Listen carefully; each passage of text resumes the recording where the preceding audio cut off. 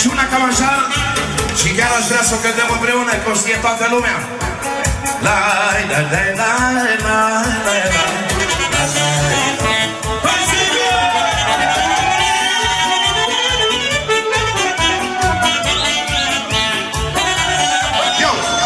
Aș avea oamenii de sănătate, de sănătate.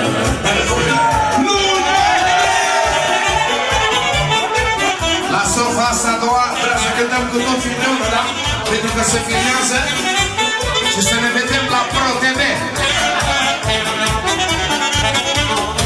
Aș avea oamenii frați, aș avea oamenii frați, de sănătate până mari, de sănătate. Doar la 10!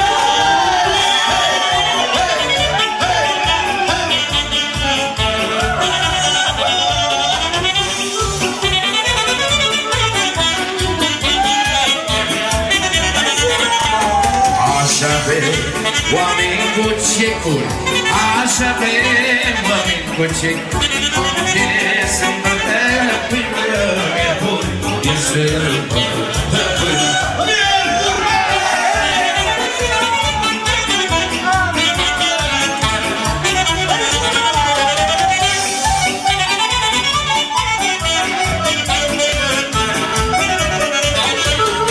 Aș avea ficiorii ca noi, aș avea ficiorii ca noi, de sănătate până joi, de sănătate până joi. Să trăiți la mulți ani, tot la 10!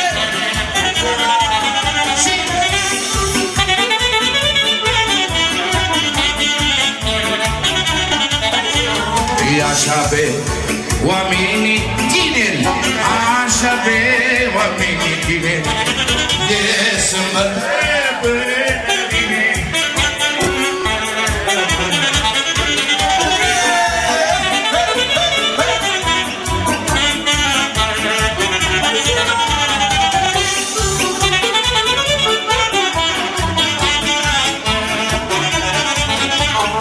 Aș avea și eu și tata, aș avea și eu și tata, de pe o sărbătă, dintr-o sărbătă.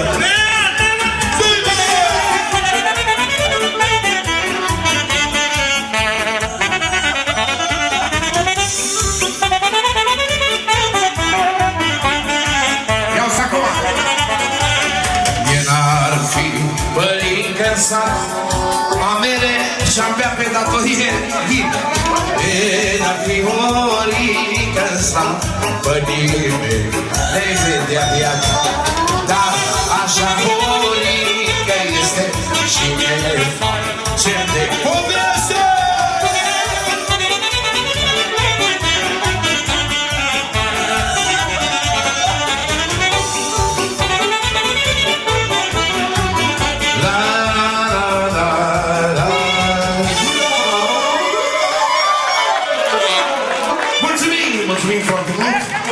Mulțumim din suflet, dragii mei, nu opream, dar personalul de serviciu de aici, de la restaurantul Iviniș, ne-a pus ceva pe masă.